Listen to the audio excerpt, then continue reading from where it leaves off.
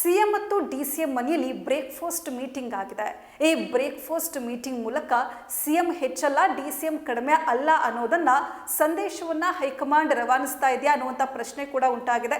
ಇದೀಗ ಒಂದೇ ಕಂಪನಿಯ ವಾಚ್ ಅನ್ನ ಸಿಎಂ ಹಾಗೂ ಡಿಸಿಎಂ ಹಾಕೊಂಡು ಒಗ್ಗಟ್ಟು ಪ್ರದರ್ಶನ ಮಾಡಿದ್ರ ಅನ್ನುವಂಥ ಪ್ರಶ್ನೆ ಉಂಟಾಗಿದೆ. ಪ್ರತಿಪಕ್ಷಗಳು ಪ್ರಶ್ನೆಯನ್ನ ಮಾಡ್ತಾ ಇರುವಂಥದ್ದು, ಆಗ 70 ಲಕ್ಷ ರೂಪಾಯಿ ವಾಚ್ ಹಾಕೊಂಡಿದ್ರಿ, ಇದೀಗ 43 ಲಕ್ಷ ರೂಪಾಯಿ ವಾಚ್ ಹಾಕೊಂಡಿದ್ದಾರೆ ಅಂತ ಹೇಳಿ ಟೀಕೆಗಳನ್ನ ಮಾಡ್ತಾ ಇವೆ.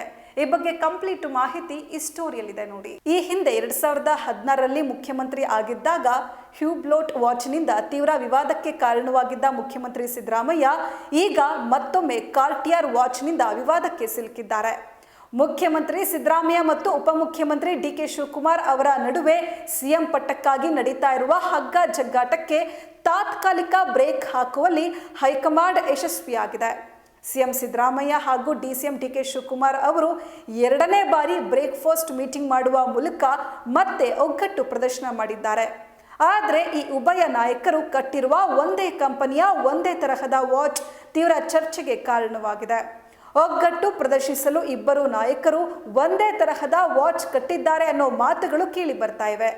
ಕಾರಣ, ಬ್ರೇಕ್ಫಾಸ್ಟ್ ಮೀಟಿಂಗ್ ವೇಳೆ ಇಬ್ಬರು ನಾಯಕರು ಕಾರ್ಟಿಯರ್ ಬ್ರ್ಯಾಂಡ್ ವಾಚ್ ಕಟ್ಟಿದ್ದಾರೆ ಅಂತ ಹೇಳಲಾಗ್ತಾ ಇದೆ. ಮಾಧ್ಯಮಗಳ ಕ್ಯಾಮೆರಾದಲ್ಲಿ ಇಬ್ಬರ ವಾಚ್ ಒಂದೇ ರೀತಿ ಹಾಗೂ ಒಂದೇ ಬ್ರ್ಯಾಂಡ್ ಇರೋದು ಗೋಚರಿಸ್ತಾ ಇದೆ. ಆದರೆ ಪ್ರಶ್ನೆ ಇದಲ್ಲ, ಇದರ ಬೆಲೆ.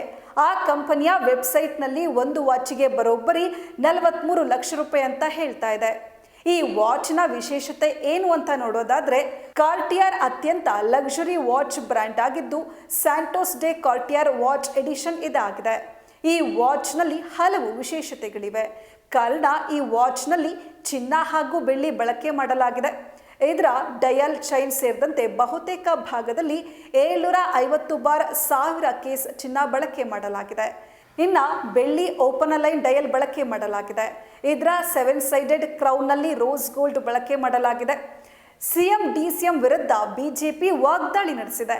ಕಾರ್ಟಿಯರ್ ವಾಚ್ಗೆ ಸಂಬಂಧಪಟ್ಟಂತೆ ಸಿಎಂ ಸಿದ್ದರಾಮಯ್ಯ ಮತ್ತು ಡಿಸಿಎಂ ಡಿಕೆ ಶಿವಕುಮಾರ್ ಅವರ ವಿರುದ್ಧ ತೀವ್ರ ವಾಗ್ದಾಳಿ ನಡೆಸಿದ ಪ್ರತಿಪಕ್ಷ ಬಿಜೆಪಿ ಅಂದು 70 ಲಕ್ಷ ರೂಪಾಯಿ ವಾಚ್, ಇಂದು 43 ಲಕ್ಷ ರೂಪಾಯಿ ವಾಚ್.